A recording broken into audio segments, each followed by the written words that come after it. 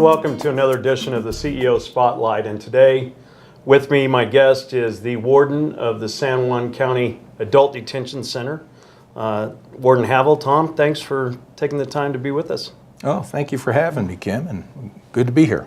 You know, in an effort to try to educate the community and the surrounding area, obviously, about San Juan County, you know, I look and it's amazing how diverse the county is and the responsibilities we have. But specifically speaking, we've got an adult detention facility it's not your small town facility. It's a pretty big deal. Tell us about the jail. Well, as you know, we had the concept of it was originally in 2001. We started working on developing how we wanted to create this facility. The old jail was located in Aztec, so it was having a lot of difficulties, and we needed more space as the community grew. The commission decided to go ahead and contract it out. In 2003, we started construction, and we built a facility that was at that time was 1,000 beds, and right now we have 1,097 beds.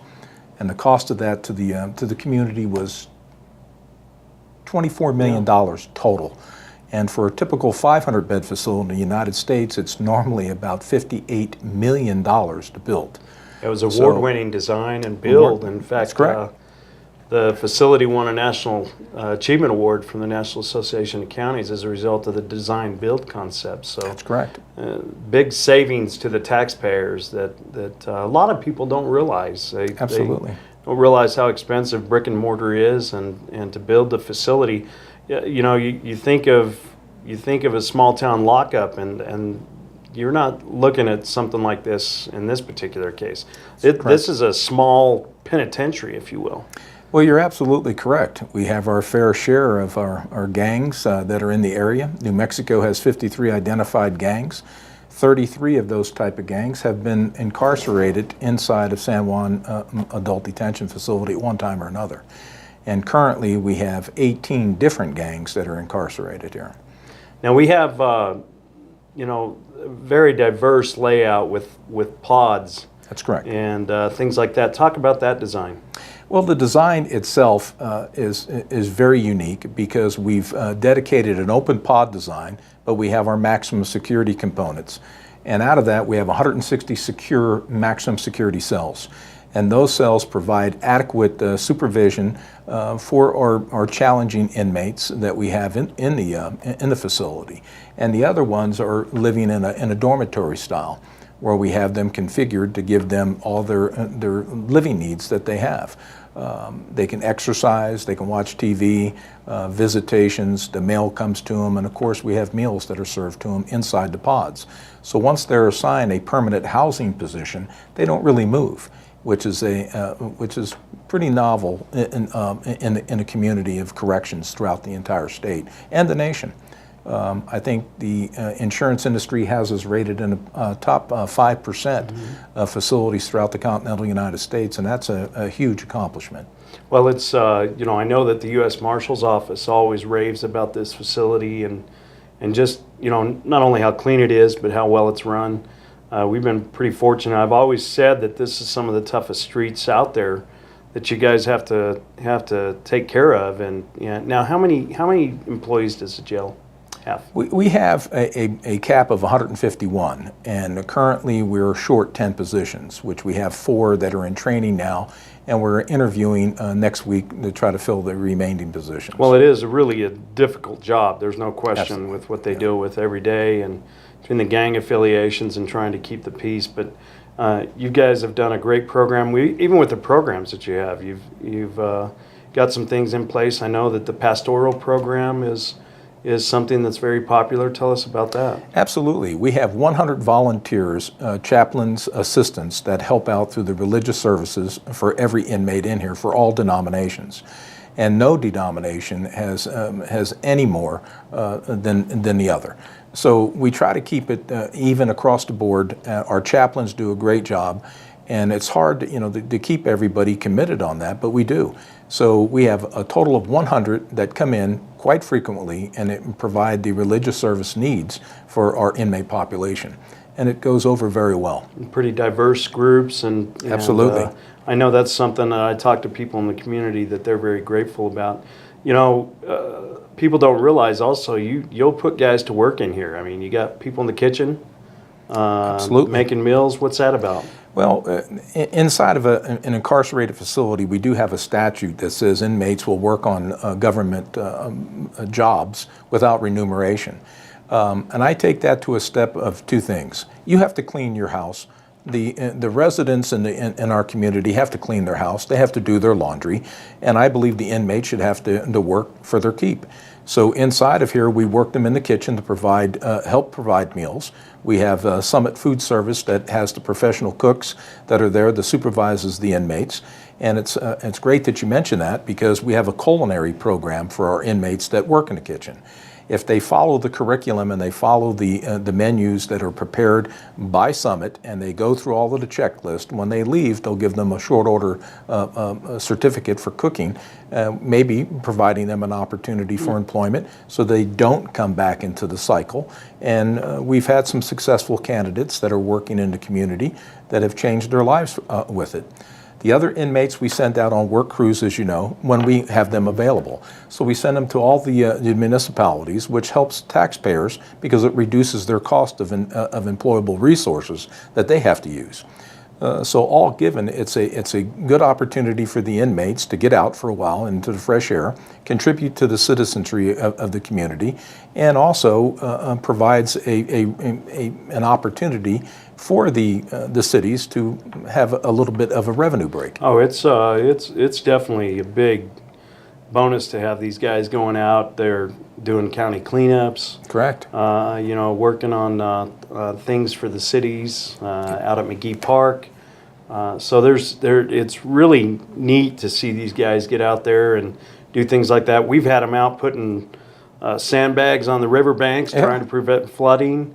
So it says a lot that we can do that, because it's money that we don't have to spend per se to pay for the labor and things like that. And I know those guys like to get out there and get out in the open air, like you said, and work. Absolutely, it gives them a break, and they appreciate it. They appreciate the opportunities. What's unique about the San Juan County Adult Detention Center versus other facilities? I think it's actually a brotherhood that we have here, and building a stronger community inside the county. And that's our motto, and it's family orientated. What we try to do is we try to make it as palatable as possible. When you're on the concrete for 8 to 16 hours in any given day, and you're working with an adverse population, and sometimes maybe hostile at that, you have to have the professional ability to communicate. So that's verbal judo, de-escalation tactics. So we teach those. We have our own training module here that we train our staff. The state only requires 40 hours. We have a total of 240 hours of training that we provide our staff, which makes us a cut above a lot of the other institutions throughout the United States. Well, speaking of that, you've got some accreditation that most places don't. That's correct. Even in the state of New Mexico, what's that all about? We have the New Mexico Association right now. Our certifications in corrections is with them, and that expires in 2019. The U.S. Marshals just came through the 24th of last month, and we're very impressed, and I'm waiting on their report. They had no findings whatsoever. So we work not only with the U.S. Marshals, the FBI, Homeland Security, DEA, and ICE agencies, along with local law enforcement agencies, to include the state and Fish and Game. So with that, everyone that comes in, we want to make sure the environment is, one, clean, two, the inmate population is under control, because that's what we do. Mm-hmm. We provide care, custody, and control for the inmate population. And the one thing that we don't want to do is we don't want to assign innocence and guilt. That's not our job. That's up to the courts to go ahead and disseminate. And our job is to provide that care, custody, and control to the best ability that we can. And sometimes mistakes are made. When they are, we make corrective actions and we move on. So we try not to focus in on any one particular subject because it's so diverse. We have a multitude of levels that we have to check each and every day, and we try to stay on top of that. And I think that's what makes us a cut above some of the other institutions. And I'm not talking down about other institutions. I'm just saying that there's a form of leadership that can be employed, and we employ concerned leadership. You've got several $1 million of a budget that you operate with, and of course millions of dollars going to the care, as you say, the medical care for inmates is always a challenge because of the rising cost of medical care. Oh, yeah. Medical, we don't get to choose who comes to us. Everybody that is lawfully presented to us by law enforcement, we have to take. And with that, some of them come in with pre-existing conditions that we're unaware of. And then when we discover them, those treatment costs can add up quickly. And a lot of times people don't understand that, but in a humane environment, which we are, and under the Eighth Amendment, medical care has to be provided to the inmate population. And that goes for mental health, which we have a large crisis inside of New Mexico. It's not systemic to San Juan County. It's a problem that the nation is facing across the board, and mental illness is a huge factor in an incarceration mode. The assets necessary to fulfill their needs is horrific, and we are meeting those, and our medical provider right now is doing a good job. And I think with the collaboration that we have with all three, I think we're making an impact. But one of the biggest thing is the state has us as the de facto mental health facility. We really are the largest mental health provider. Absolutely. And it's amazing how much time, money, and resources go into it. But, that's correct. You know, I've got one last question. There's been a real controversial amendment that was passed by the voters this past general election, and that was catch and release. We've heard, I should say, from a multitude of people about what we're doing with catch and release. And I think there's a real misunderstanding as to who is actually responsible for detaining inmates versus who gives the orders for catch and release. How has that law impacted the facility? It's impacted us a great deal in the recent months, and we knew that it would. There's going to be a shakeout period of trying to get the things, I think, into a normal operational continuity. But it's going to take time. Right now what we're seeing is a lot of judges are trying to get into that system where they can identify who needs to be in and who needs to be out. But the way that the rules were written by the Supreme Court of New Mexico is what makes it challenging. The law itself was based for the career criminals, to keep those individuals off the streets, and that's fine. But when they wrote the rules about it, it basically tied everybody's hands, and I'm saying everyone's hands is the courts. We don't release anyone at the jail. The courts are the ones who release them, and we don't bring anyone to the jail.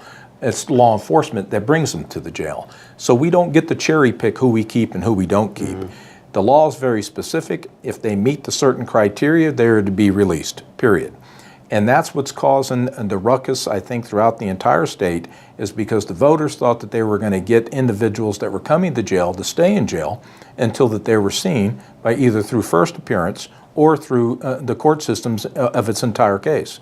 And that's what I think the constituents expected in the state of New Mexico, and instead what they've got was a mass release of inmates going back into the community after being charged with horrific crimes and recommitting crimes when they're released.